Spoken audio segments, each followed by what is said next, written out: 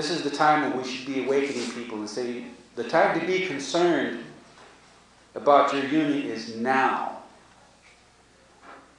It's now because what's happening is dividing us. I won't mention Andy Stern's name, but we have to take this seriously.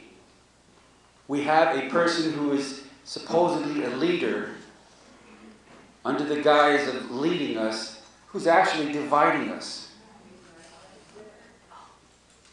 And the sad part is we're paying him to do it. We're paying him to do this. We're paying him through our dues. And he's slowly, meticulously, and administratively taking our voices and our choices away from us. Now is the time to sound the alarm. The bells, the whistles, everything has got to go off now. We've already separated from the AFL-CIO. We've already now starting to be separated away from our own constitution and bylaws. And the information is being kept away from us. I don't know if any of you have ever been in the military, but in a submarine, we have what's called a submarine mentality. Everybody's compartmentalized, and you only know what you're told and what you need to know, and that's it. Well, that's what's happening here.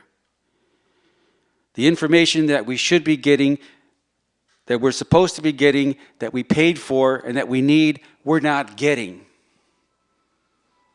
Now is the time to be concerned. Now is the time to wake up the co-workers. Hey, something's happening here. Wake up. We need to start talking. We need to start calling each other. We need to start notifying each other what's going on. We need to start linking up. All our brothers and sisters here need to start linking up. The technology is there. This is serious now. This is serious. Because just like our co-workers and members are going to realize, it might be too late. We have to act now. We have to join together. We have to tell each other what's going on. What are they doing in your work site? What are they doing at your union? What's going on? Are you guys voting? Voting on what? Does all the votes count? Are all the ballots going out? Who's watching the counters? These are things that are happening now. What it's turning into is that the union is slowly becoming blood-sucking parasites. We're going to herd all of us, corral all of us, and systematically milk us. Don't ask any questions. We're handling everything. Just pay your dues and go to work. This is what they would like. And of course, there's really only one effective way to handle parasites. What's that?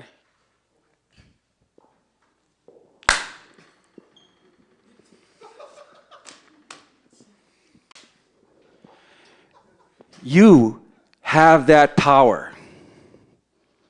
There's a schoolyard bully who's taking us on one by one. All you need to do is come together. And that bully is a bully no more. That's the overall message. This is the democracy that we're fighting for. This is the fight. This is our union. This is not Stern's union. This is not the president, the local president's union. This is our union. And we're going to have to take it back. Not ask for it, not apply for it. Take it back. Because it rightfully belongs to all of us. Thank you. Now, I'm from Los Angeles. I work for the City of Los Angeles Department of Public Works, Bureau of Street Services. I'm a truck operator. I'm also an activist. I'm a steward. I've been a steward for 18 years. And I'm used to taking on city government. What I'm not used to taking on is our own union. The people who I thought were watching our backs are not. Plain and simple. And this is what makes our fight even harder. It's bad enough I have to fight city management to enforce our new contract, which of course SEIU wants to take credit for. Couldn't do it because our contract is still with 347. Unbeknownst to a lot of people, our Employee Relations Board does not recognize currently 721. Of course, 721's got their spin, but if you want to find the truth, you call our Employee Relations Board. Our contract, newly signed, says 347. Our paychecks, where it says where our dues are going, says 347. Now there's still one more hurdle to take over. On April 28th, we're going to go for the final decision. And the Employee Relations Board is going to decide who gets the certification. Very important. It's going in front of the Employee Relations Board on April 28th. It's a 5-member board appointed by the mayor. And they like us. Okay? They like us. Because if they hadn't have, liked us, we wouldn't have got our 3-day hearing. That 3-day hearing was very interesting because we got to cross-examine SEIU's people. Interesting fact. Fact number 1. There was only about 36,000 ballots that were counted for the mergers in our area, which is the south central area. The whole of California voted, supposedly. Now, according to our Constitution and bylaws, SEIU has a choice to make. They can do this with hearing officers and by mandate, or by election of the locals. This wasn't done. They did choose an election, but it wasn't of the locals. It was by, quote, affected members. So do we know how our local voted 347? No. Do we know how many local 347 members voted for this? No. Do we know how many local 347 members voted against it? No. Do we know how many locals together voted? No. But it was done by the affected members. Who chose the affected members? I won't mention Andy Stern's name, but this was done for us. There was a lot of things that went wrong with this election process, with these mergers. They merged first, shoot first, ask questions later. Well, the questions are starting to come up and they don't have answers. Or they don't want to give them. We're going to fight this merger tooth and nail, and we're going to join our brethren here and the SMART team, UHW, who I might add had a tremendous and inspirational victory recently that we're going to hear about. I know we are. Mr. Torres over there, I'm sure, is chomping at the bit to tell us. This is a movement. Make no mistake about that. It is growing exponentially. Our websites are popping up all over the place like mushrooms. We need to join this. We need to get behind this. We need to get together because it's our union. The hearing officer ultimately decided with us, decided that there should be a local union specifically for higher education workers or private higher education workers in California. And so Local 2007 was created. However, this has been immensely difficult. So we got this local created by SEIU. The problem was the reorganization that Dan just spoke to. It turns out that I guess Dan already spoke to this, so I won't go into a lot of detail. But the vote that was taken to reorganize unions in California was not only completely undemocratic, but also highly questionable legally.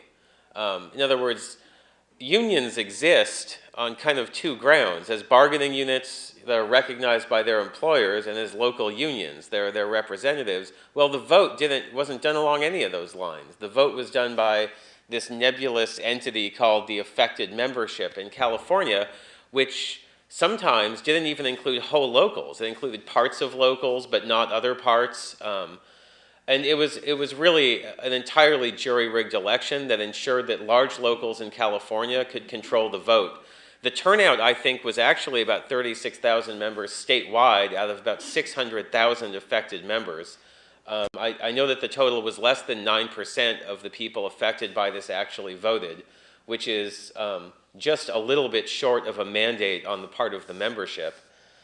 And part of the result has been members who didn't want this reorganization, like Dan and the folks at 347, were forced into it anyway. People like us at Stanford University and Hospital, who did actually support the hearings, the recommendation of the hearing officer. Stanford Hospital wanted to become part of UHW. We wanted to become part of Local 2007, are now finding that we can't get recognized by our employers because of the way the reorganization was done.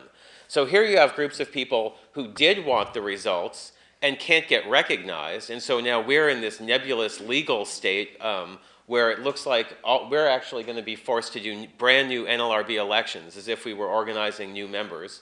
And our employers are thrilled that they're going to have the opportunity to campaign against us if they so choose.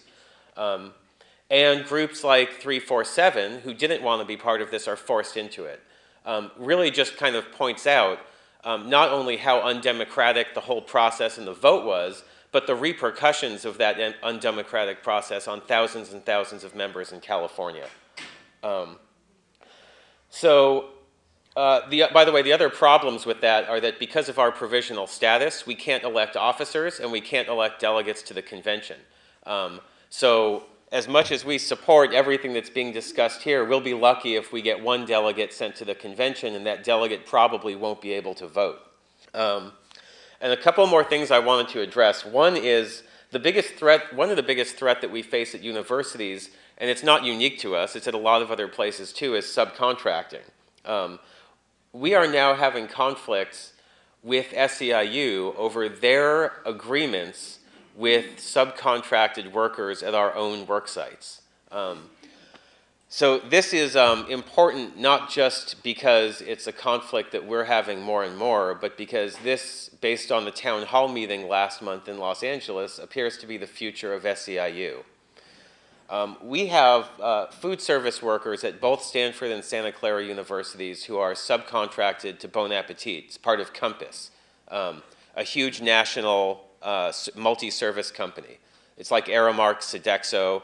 They operate at almost every university in the country, doing laundry, custodial, and food service work, and in a lot of other places as well. Even a lot of school cafeterias are outsourced to these companies. They are now being represented by a joint partnership between unions called Service Workers United. This is put together by SEIU and HERE. They don't have any local structure. They don't have any local leadership. They don't even have local contracts. They have national template agreements that are bargained between DC directly with these large companies. And the way SWU works is they appear to have like a few national officers that get elected, and that's it as far as structure. So there are no locals. You have stewards in the work site, and then you have a couple national officers. Which is tough if you're a member because there's no leadership opportunity and there's no way for people in this union to have any control whatsoever over the allocation of their resources, the direction of their union, or anything. I mean, there's literally no mechanism, no structure for them to even have access to that.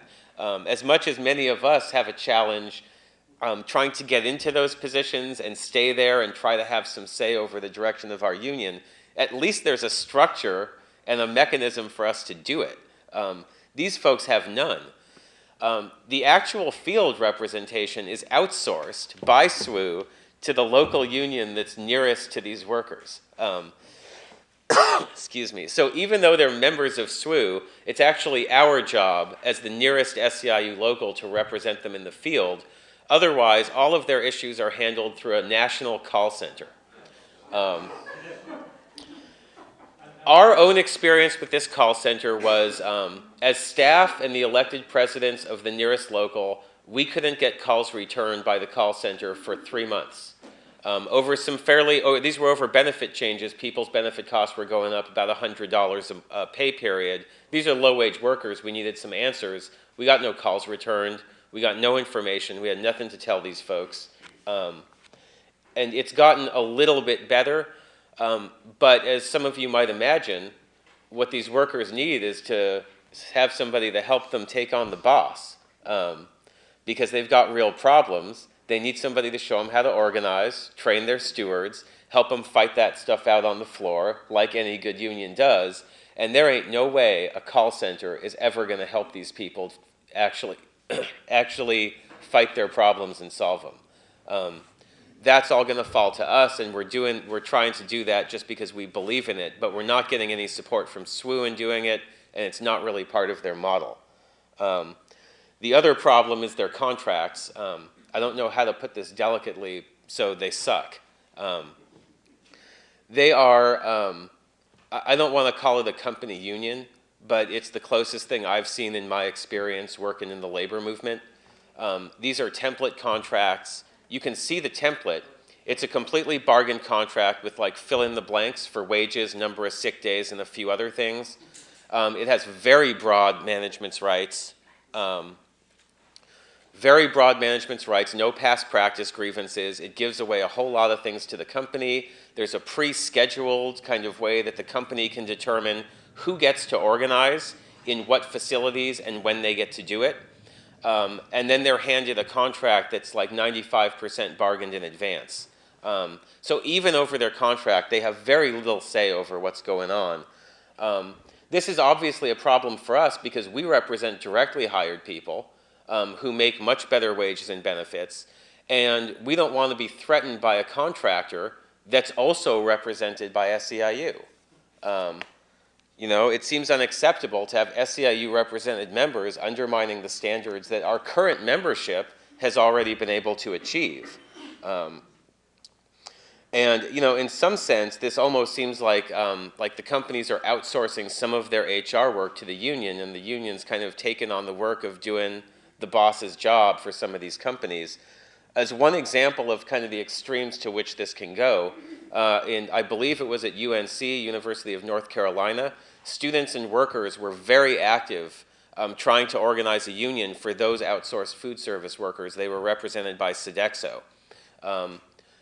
Except that the template agreement negotiated with SWU gave Sodexo the right to decide which workers could organize at which facilities and when they could do it. So even though there was a massive ground campaign, huge support to organize the union, when it came time to make the call, Sodexo decided that it was not one of the facilities that was going to be organized, and SEIU came in to tell students and workers, I'm sorry, it's not your time to have a union. Okay, now this is not just my opinion, but that's not a real union. Okay, in a real union, the boss doesn't tell you when it's your time to organize. In a real union, the boss doesn't tell you what your contract contains. But I want to talk a little bit about that call center. You know, SEIU does not have a good history of the day-to-day representation that we have to deal with as stewards and leadership. They do not, to me, I mean, I've been around for a long time, they do not represent the members and enforce contracts. They like to negotiate them, but I don't even know that that's real effective, since I think this is one of our worst contracts that we've had since I've been around. We have a meeting coming up next Saturday where we're going to be discussing the call center, and I think one of the biggest issues is having the call center in Pasadena do our grievances also. Now, I've been in the Union Resource Center And I actually work at our headquarters, our union headquarters. If I can't get a list and I'm at the headquarters of what stewards are capable of doing what, I don't know how we're getting that list to Pasadena. That's mind-boggling to me. The other thing that's happened is our labor reps, our paid staff, no longer do day-to-day representation.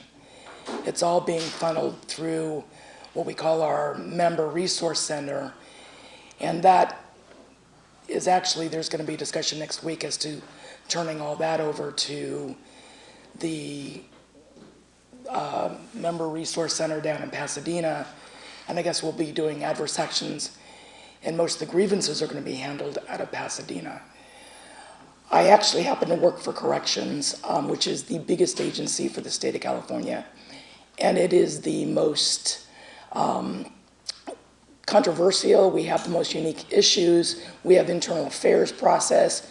We have an entire disciplinary matrix that is very difficult for us to handle.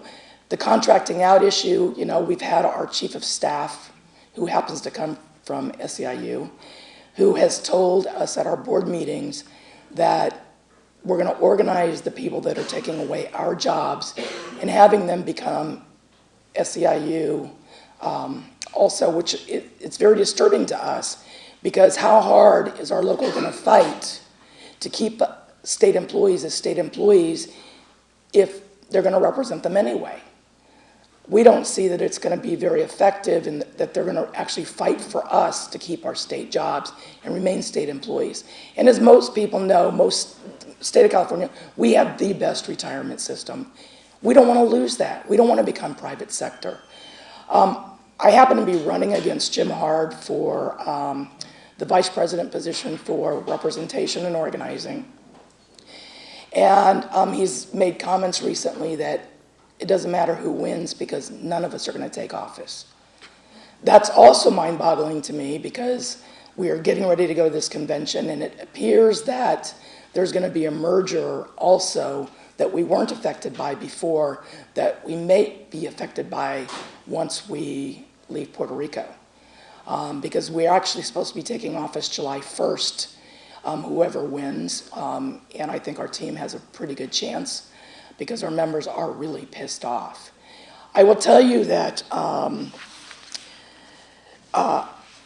members run the state of California. Make no mistake, it's the rank and file members that run the state of California.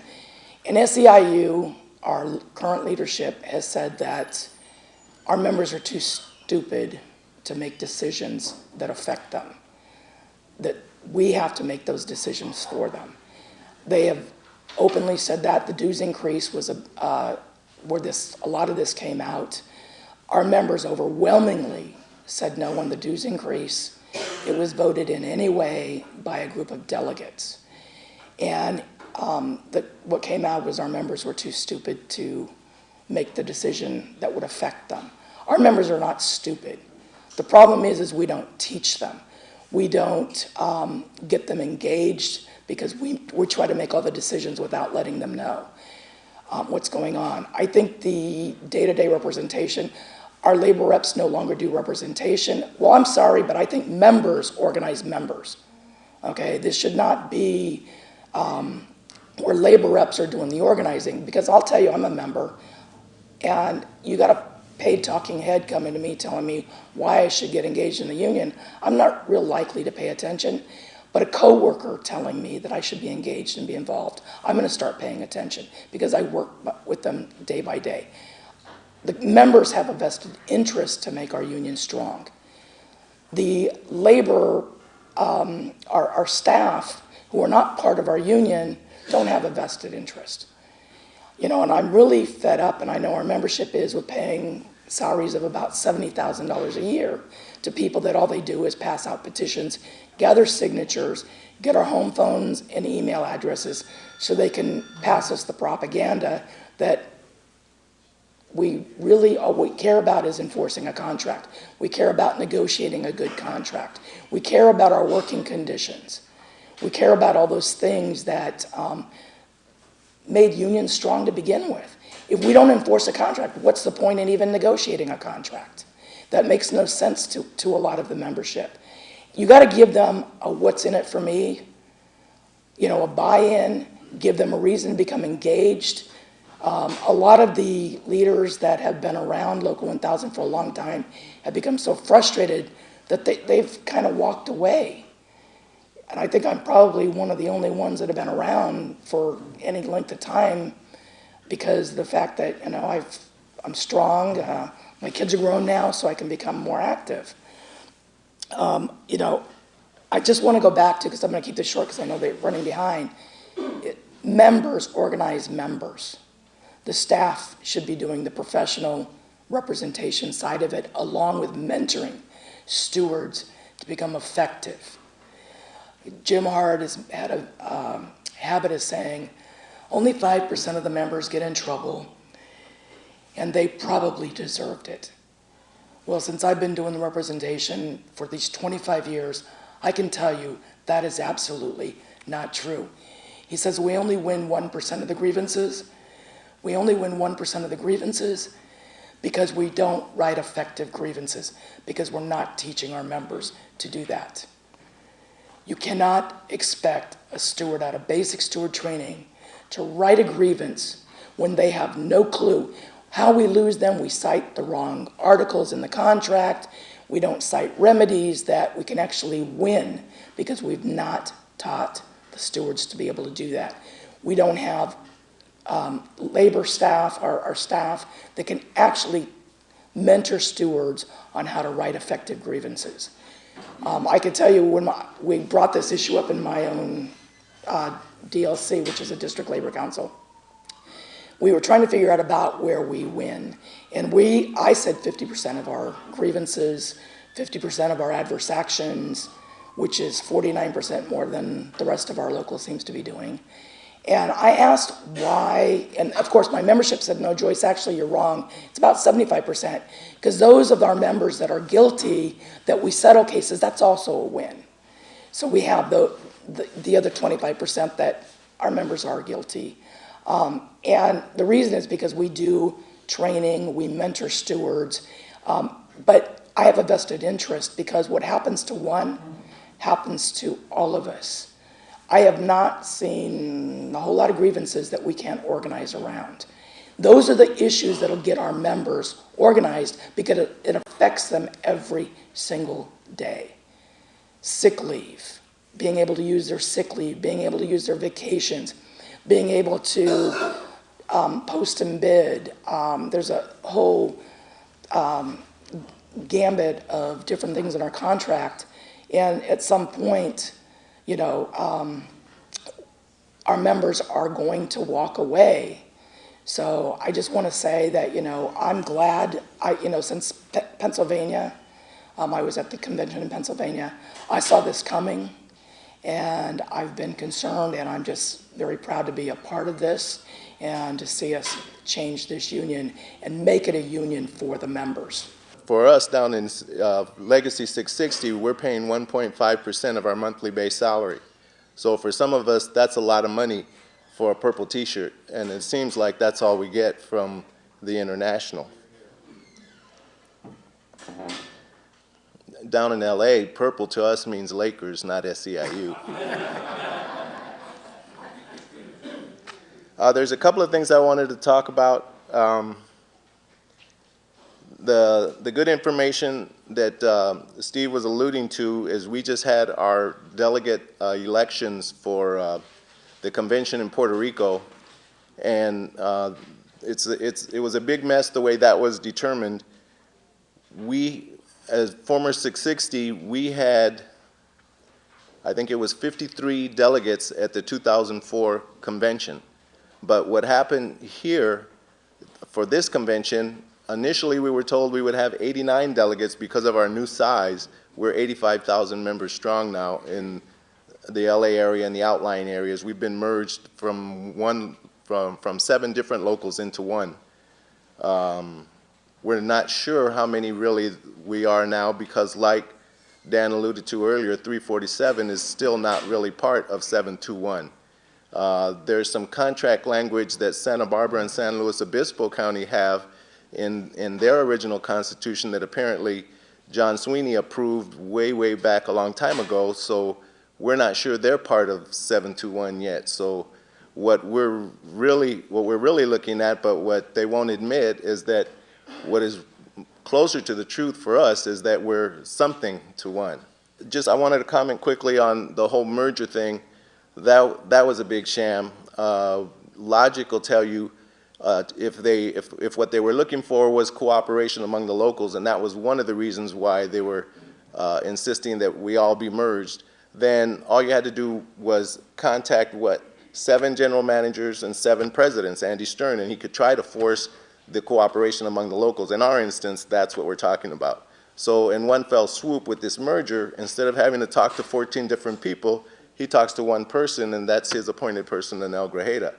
So, and for us, what the questions we tried to ask, I was a previous board of director in Local 660 before we got merged, was what do we know about the other locals? Can you give us any information? Before we're going to vote to support this merger, please tell us what is the financial condition of these other locals. Do they have, are they agency shops? What kind of, how many do they have on their staff? How is the representation out there? What is the real status of these locals? Well, they said it's a work in progress, and that was their nice way of saying we're not going to tell you anything. So they went ahead and called for the vote anyway, and as was suggested earlier, 36,000 members, and as far as I'm concerned, every single one of us in California was impacted. Out of 600,000, that's like 5 or 6%. That is not a mandate, and they didn't give us any information regarding what this would mean. But then again, they never gave us any information that we were headed towards this back in 2004 convention, and they didn't give us any information in 2000 when this master plan initially first started to get rolled out. This bigger, better, stronger is obvious to me, applies only to Andy Stern and the people that he pays very well. He's got a whole staff of people that are getting close to $200,000 a year, and most of them have the purple and gold credit cards so that it pays for their hotels, their taxi cabs, their airlines, their meals. I'm trying to figure out, I mean, that's outrageous, and all of that is paid by us. We, like SMART, believe in the one member, one vote, and I'm jumping a little bit here.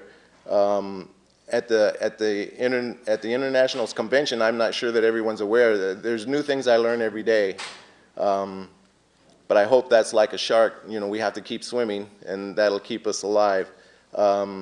That's where the president is voted upon, the international president, the secretary-treasurer, and 4 executive vice presidents. I'm pretty sure all of their salaries are over $200,000 a year.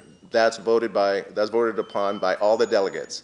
What scares me about the pre-convention meeting that we had in LA were that there were so many staff there. I'm not sure if this is the same, I'm guessing that it is though, for all of the locals in California now, because it was suggested to me that our provisional bylaws was a template that was to be passed around all of the other locals.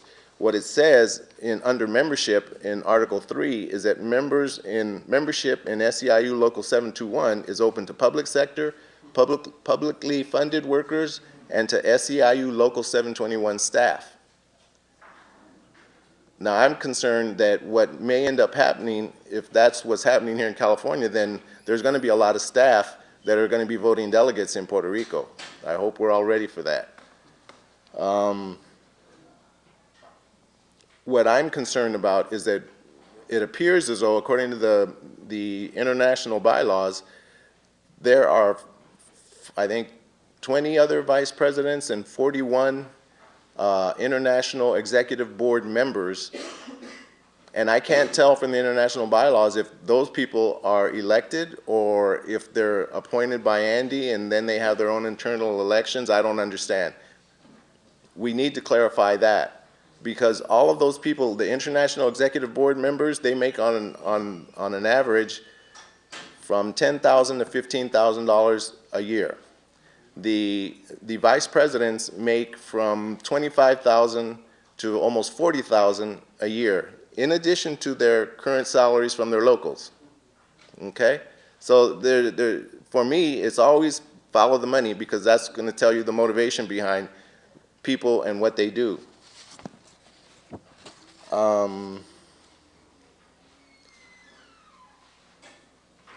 I wanted, if I could, also to try to bring some perspective to some of the issues that we see happening around us with some of the people and what they're saying and what they're doing.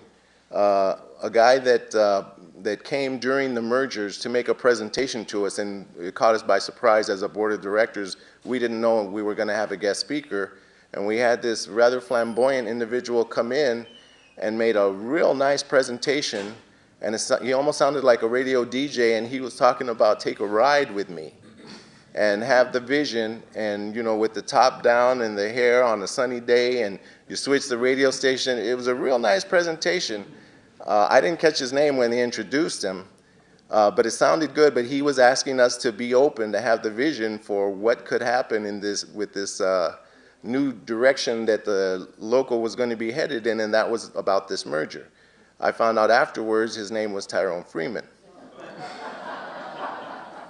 What I know now is I'm not taking that ride.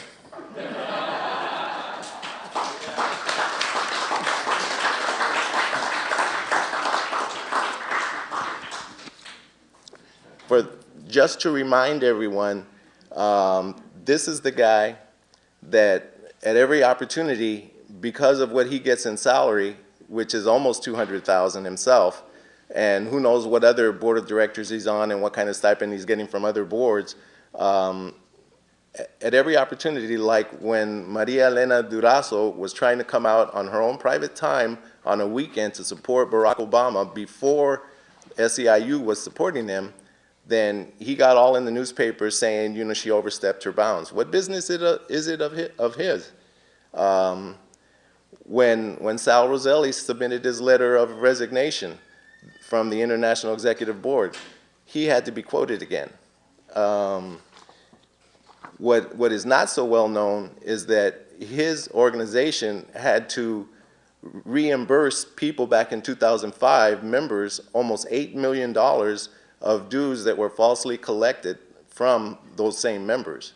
What is not so well known is that the members, according to an article that I saw on the internet dated 2006, they contribute 4% of their salaries towards contributions for dues and coat.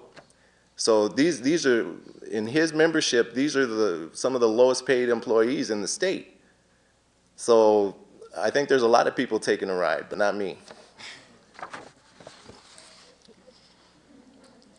Right now, I feel in 7-1 or something to 1 that it's like a herd of buffalo, and that somehow what's going on is in front of the herd, and that I'm one of the little calves in the back because everybody's put their shoulders together, and I'm not allowed to know or hear what's going on. We used to bring in $2 million plus a month in dues, and we had budget committee meetings when we were Legacy 660, and now we haven't had a budget committee meeting open to the membership in over 14 months. What has been rumored is that we were last month $500,000 in the red, but I was told we just sold our building. We're one of the few locals out of this merger that owned our building, and we made almost $6 million profit. So my guess is that most of that money is going to go to Andy, so he can take the credit for having done something to try to elect a president.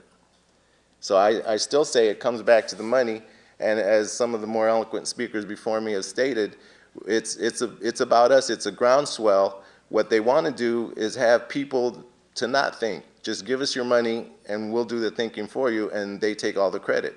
There's all kinds of little things that should become obvious to people that we need to look for where there's inefficiency in this operation.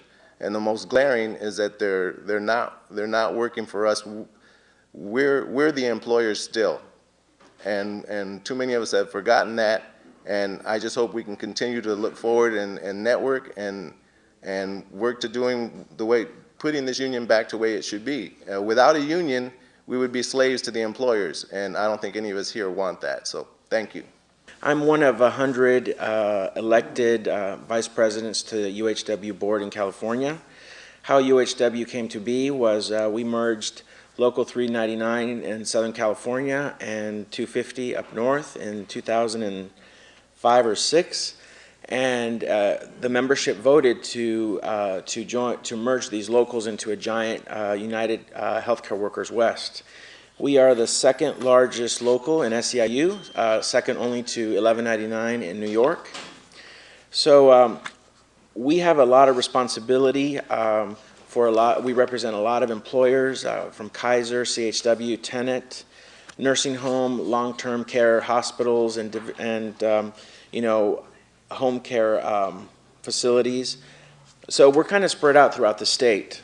So what brings us here? Why is there so much controversy? What is actually going on within SEIU that has created so much controversy for UHW, the board, where we are being marginalized in the media? There is a concerted effort to diminish our importance, to attack our leader, our president, Sal Roselli, and the board for their decisions. Why is there so much resistance, and why is there so much controversy happening with SEIU? Well, we've been having internal debates and about the direction of SEIU when we disaffiliated and became part of the Change to Win unions that broke away from the AFL-CIO. So what has happened over the last couple of years is that we've noticed that the Change to Win unions have failed to organize more workers. That was the primary reason why they broke away from the AFL-CIO, was because we felt that not enough money was being spent on organizing the unorganized. So we were losing a ground hold on organizing workers across the country. So Andy Stern led 6 other local unions out of the AFL-CIO in an effort to recapture the labor movement, to grow the labor movement. So what we're finding out now, actually 4 years into the program, is that the Change to Win unions have actually organized less workers than the AFL-CIO. So the reason why we left and broke away in 2005, I believe, we're actually organizing less workers. And this brings us to the controversy. What's really at stake here? Well, we know that there is an effort to centralize a lot of operations nationally, to force mergers of locals into mega mergers, into mega locals, such as Arturo stated, 7 to 1, 7 locals into 1. There's a movement also to basically take away a lot of workers. For example, we received a jurisdiction report from what is his name? He's one of the international officers. Hudson, Jerry Hudson, saying that UHW has pretty much flopped and failed to organize new workers in the state of California, and cannot organize or get its stuff together to organize these workers. So this jurisdiction report that came out was very damaging to UHW. It basically stated that we had failed to represent and organize these workers. But our statistics tell us different, that over the last 10 years we've actually doubled our size. We've organized 65,000 workers. We are the fastest growing local in the country, outpacing growth in every other local around the country. So our statistics and their statistics tell different stories. Recently, just to kind of parallel what's been going on, as a way to reach out to our membership and let them have a vote and let them have a direct decision, where they will end up, 65,000 workers unanimously voted to stay and keep UHW as their official bargaining representative. So what this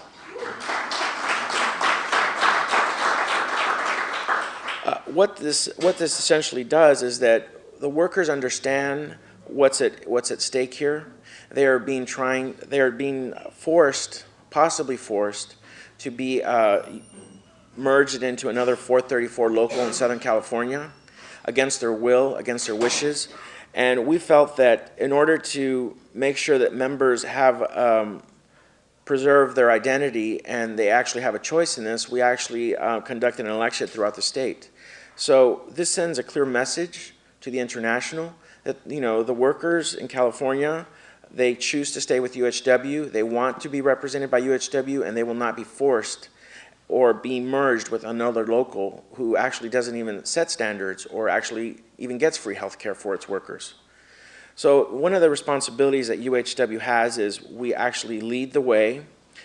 We have a direct responsibility to raise the standards across the state, whether it's home care, acute care hospitals, or every other healthcare facility. We want to make sure that, that members have a direct input in all decisions affecting their contracts, their work sites, that they actually, their voices are heard. So what's going on is that on January 4th of this year, UHW unanimously voted to go public because there was actually a growing fight within SEIU that was kept hidden from the public. There was a lot of attacking of our international president, Sal Roselli, within the SEIU International Union. They were trying to pin him as being very undemocratic, that he was only concerned with his results in California and was not concerned about organizing workers across the country, when we know that that was false and those were false accusations, because whenever other locals across the country need help with organizing or need personnel, UHW is the first one to send workers to Ohio, to New Hampshire to help out with the presidential debate, or actually help out our brothers and sisters, for example, CHW hospitals in Nevada, where we put a lot of organizing dollars out of membership dues and fees in California into other campaigns to help our brothers and help them lift their standards and actually have a chance at organizing. So in all, I mean, I just want to summarize it because there's so many issues to cover, and where there's so many, I mean, we can spend all day just talking about what's going on, but we basically want to make sure that as we move forward to the convention in Puerto Rico, that this is our chance to change the Constitution and bylaws in this convention. We want to make sure that our platform for change and reform is heard, that we've adopted this platform. We are going public with this. We want to make sure that we reach out to as many locals as possible throughout the state and also other states across the country. We also formed, rank and file leaders formed a smart reformseiu.org website, which is our way in seeking a long-term solution to the problems that have plagued SEIU. These problems did not just start in 2005 when we broke away from the AFL-CIO. They actually started in 2000 as power was centralized and more focused in Washington, D.C. So we feel that in order to deal with this problem long-term, we formed this reformseiu.org website, and it's a rank-and-file led movement that has its own platform. It discusses ways in which members can get involved, and ways in which we can unite different locals, 721, 347, SAU 1000, and actually create a groundswell, a grassroots movement again to take hold of our union and take ownership of it again. One of the things that we're fighting for is that we want to make sure that our union represents its members, that we can have spirited dialogue without fear of retaliation, that if we disagree with the leadership, that we will not be marginalized, fired, or threatened.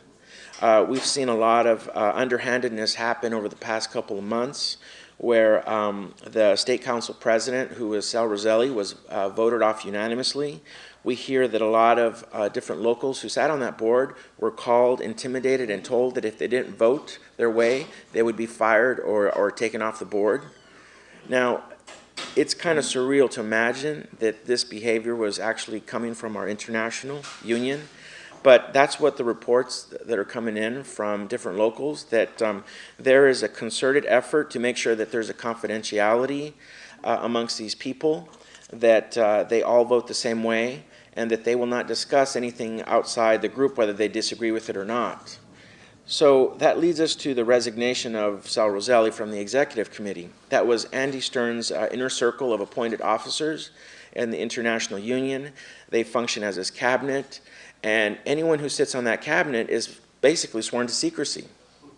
Whether they like it or not, if the majority of the people who sit on that board vote 50+1, and they're headed in the wrong direction, the other 49 members have no say and cannot disagree or discuss the outcome of what they just voted on.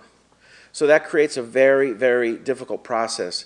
So why we're going public is that our president resigned from the executive committee, giving him more latitude to come out publicly against the practices, the marginalization that is happening, the direction of the international union to centralize power, create more forced mergers, and we're here to address all these issues because we don't want to be involved with that kind of organization. We want to be better than that. We don't want our international union to act like our employer. We know what our employer's like. They're resistant, they're difficult, they're going to fight us on every little item that we present during bargaining discussions. We don't want to have two employers on our backs, our international and our actual physical employers. So that's what we're here for. We're here to make sure that everyone understands the issues. We're doing a massive outreach to members, trying to let them know about the internal struggle, that it's their union. They have a right to have their voices heard. They have a right to have direct elections of officers. They have a right to have oversight over all decisions affecting their contracts or bargaining. And they have a right to influence the direction of our leadership. That's what we pay dues for, because they're supposed to represent our interest, first and foremost. And another thing is that one of the things that we believe at UHW is that complete transparency. There are no secrets. Our budgets are open to members. They can actually view our budgets for the year. They can see where all the dues money goes to. There's complete transparency on our part. We don't believe there should be any secrets from the members, especially if it's their union. So that's one of the things we stand for. We just want to make sure that our message is heard, and we have a really strong responsibility to preserve the member interest at all costs and protect their assets. We are here not to service our leadership. We're here to preserve member democracy and member rights. So I hope that I've articulated our message, our goals for the next coming months. We hope that many people will join us in this fight. It's time for workers to actually, take responsibility for the direction of this international leadership, the flawed process that's going on internally, the marginalization of workers, the move to centralize, take away power from workers, centralize all these decisions out of DC. So we just want to make sure that that we're able to have these discussions and members are able to understand what's at stake here. Do they want to be part of an organization where they have no say in? They're part of a template cookie-cutter agreement that really doesn't take into consideration, their opinion.